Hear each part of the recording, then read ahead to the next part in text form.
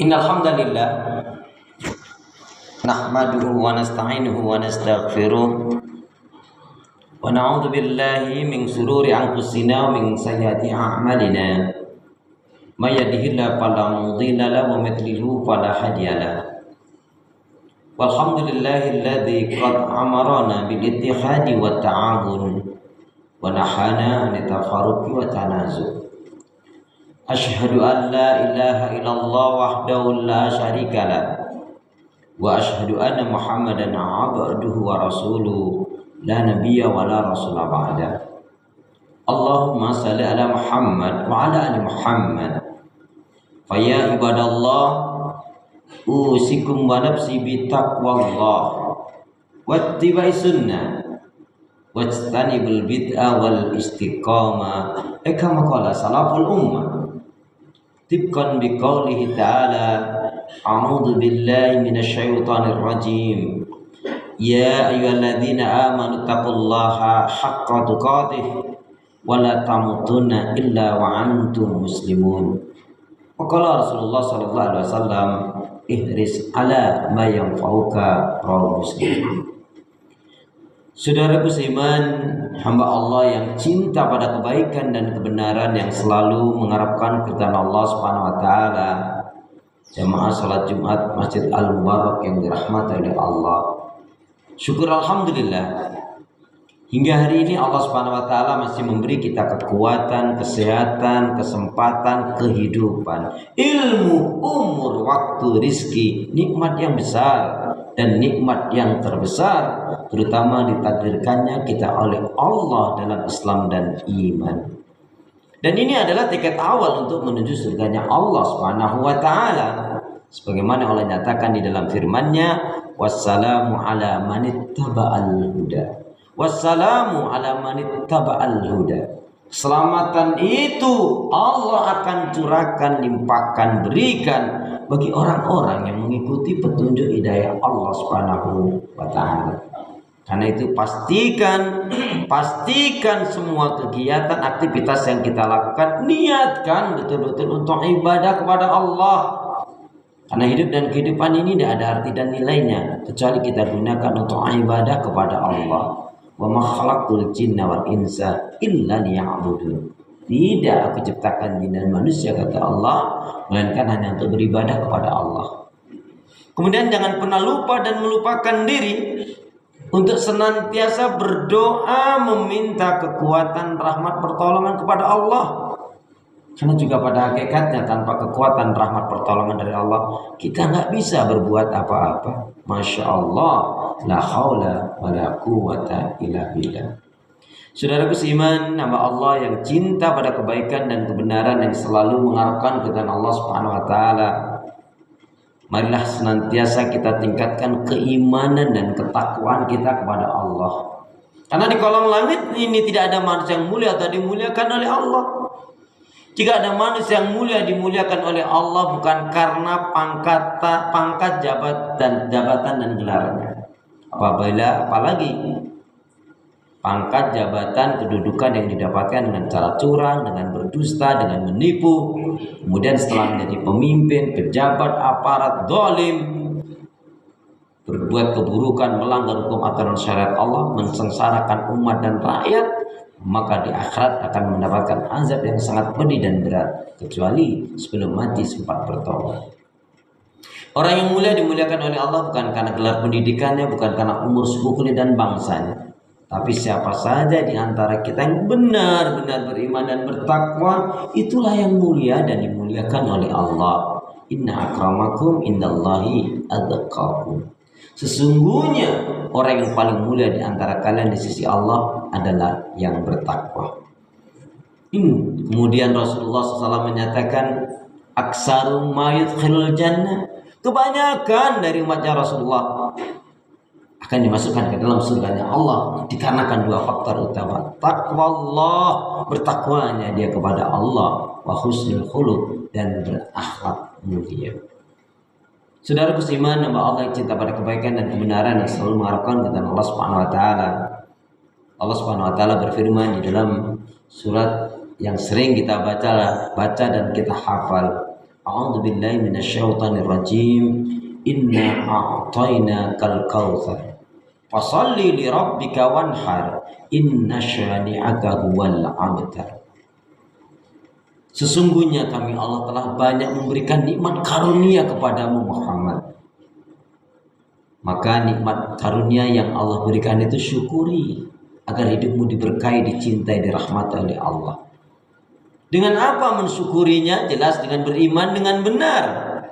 Dan tentunya dalam kehidupannya, fasalli li rabbika wanhar, dirikanlah salat dan berkurbanlah kalian karena Allah.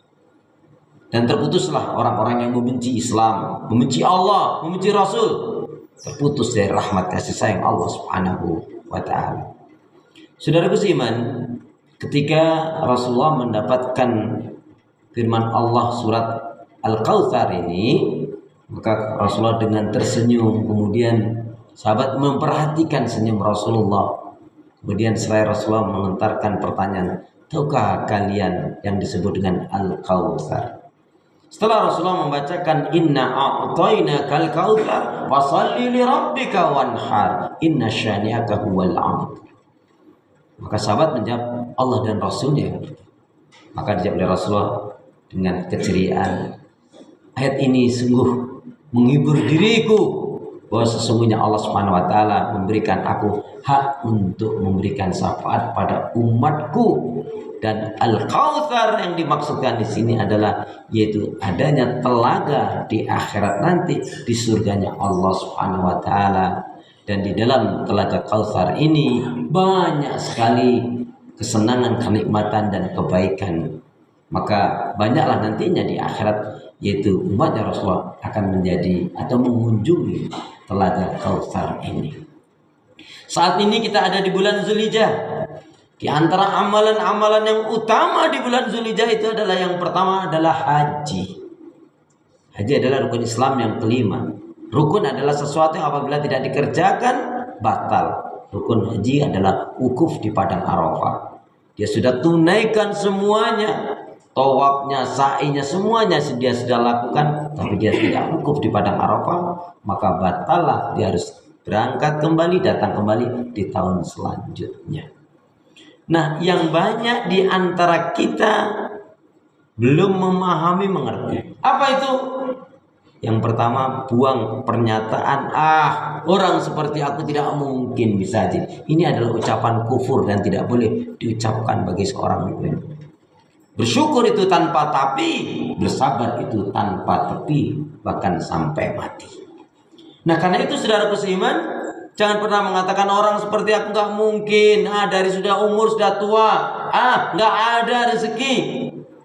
Itu ucapan kufur, tidak pantas diucapkan oleh seorang mukmin. Tapi yakinlah, berdoalah setiap habis sholat. Ya Allah, hambamu ini setiap sholat menghadap kiblatmu. Ya Allah, hambamu ini ingin betul ya Allah, betul-betul ya Allah, minta kepadamu ya Allah, mampukan aku, mudahkan aku ya Allah, agar aku bisa menunaikan ibadah haji. Asalkan jujur niat kita. Sampai mati ternyata kita tidak dapat juga menunaikan ibadah haji, insya Allah sudah diberi pahala oleh Allah Subhanahu wa taala dari niat yang sungguh-sungguh tadi. Nah, ada satu hal yang ingin saya katakan, banyak sekali yang belum tahu. Bagi kita yang belum menunaikan ibadah haji atau yang sudah menunaikan ibadah haji, apa? Di saat Zulhijjah ini mendoakan sebanyak mungkin orang-orang, teman-teman sahabat kita kaum muslimin dan muslimat yang sudah menunaikan ibadah haji.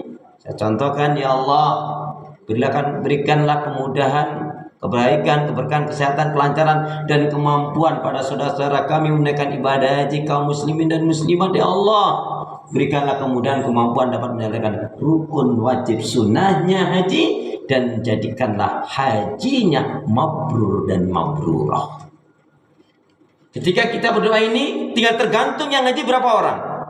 Sekiranya yang haji menaikkan ibadah haji adalah 5 juta orang atau 6 juta orang, beritanya kalau tidak salah 5-7 juta, maka sebanyak itulah kita mendapatkan pahala. Bisa kita lakukan setiap ba'da subuh, ba'da zuhur, ba'da asar, ba'da maghrib dan ba'da isya. Jadi mendoakan seperti tadi itu, yang redaksinya silakan atur saja, tapi intinya agar diberi kemampuan untuk menjalankan rukun wajib sunnahnya haji, dan yaitu hajinya mabrur dan mabrurah. Sekali kita berdoa, maka sebanyak itu pahala yang Allah berikan kepada kita. Yang ini banyak belum mengetahui kaum muslimin dan muslimat. Maka maksimalkan, setelah Jumat ini bisa kita lakukan. Kemudian amalan yang utama di bulan Zulhijjah ini adalah berkurban. Qala Rasulullah sallallahu alaihi wasallam, man wajada sa'atan aidhahiya falam yudhi falyaqrabana musallana. Barang siapa yang diberi kemudahan kelapangan rezeki oleh Allah untuk berkurban, tidak berkurban, jangan dekat-dekat dengan masjidku, jangan sholat di masjidku, kata Rasulullah.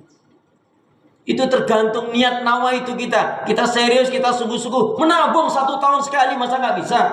Untuk beli ini beli itu kita bisa. Malu mengatakan cinta pada Allah, cinta pada Rasul.